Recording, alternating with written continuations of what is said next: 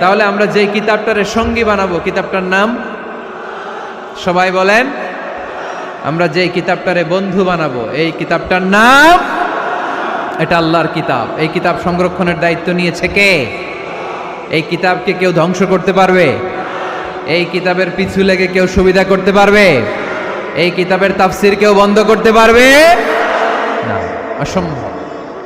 করণের কথা ছড়িয়ে পড়বে যুগ থেকে যুগ, যুগান্তরে, দেশ থেকে দেশ, দেশান্তরে, ঠিক কি না? এটা এমন কিতাব, এই কিতাবের পিছু লেগে লাভ নাই। এই কিতাবের বাণী ছড়িয়ে পড়বে গোটা বিশ্বময়। অনেকে অনেক ষড়যন্ত্র করেছে এই কিতাবকে ধ্বংস করে দেওয়ার জন্য। আমাদের এই খোদ ভারতবর্ষে ষড়যন্ত্র হয়েছিল। ব্রিটিশরা যখন চলে গিয়েছিল, ওরা প্ল্যান করেছিল এই কিতাবকে কি করে আমাদের থেকে ডিটাচ করা যায়, কেমন করে আলাদা করা যায়। এর একটা কমিটি করে দিয়েছে, আপনারা গবেষণা করে দেখেন এই ভারতবর্ষ থেকে কেমন করে কোরআন দূর করা যায়।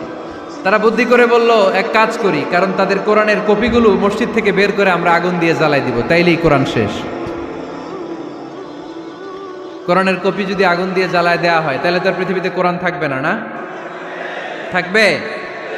যদি আগুন লেগে ধ্বংস হয়ে যায়, ধ্বংস হয়ে যায়, যদি আগুন লেগে যায়, পুড়ে যায় পৃথিবীর সব বইয়ের দোকান, বিশ্ব থেকে হারাবে না পবিত্র কোরআন, বিশ্ব থেকে হারাবে না পবিত্র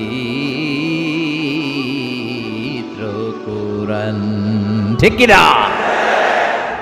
পরে দেখলো না রিসার্চে গন্ডগোল আছে, অ্যানালাইসিস ভুল।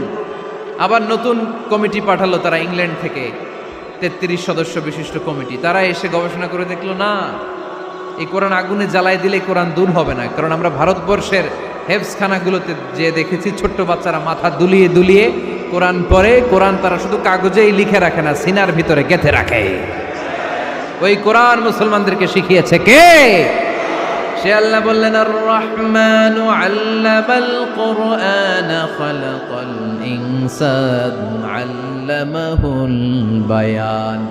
আল্লাহ বললেন, আমি মেহেরবান, আমি কোরআন শিখিয়েছি। আমরা বললাম, আল্লাহ আর আপনি কি করেন? আল্লাহ বলেন, খালাকাল ইনসান, আমি মানুষ বানিয়েছি। সুবহানাল্লাহ পড়েন। আমাদেরকে তৈরি করেছে কে? জোরে বলতে হবে কে? মানব সৃষ্টির 3টা পদ্ধতি কোরআনে পাওয়া যায়। পদ্ধতি নাম্বার 1, বাবাও নাই মাও নাই। এই পদ্ধতিতে আল্লাহ কাকে বানাইছে বলেন?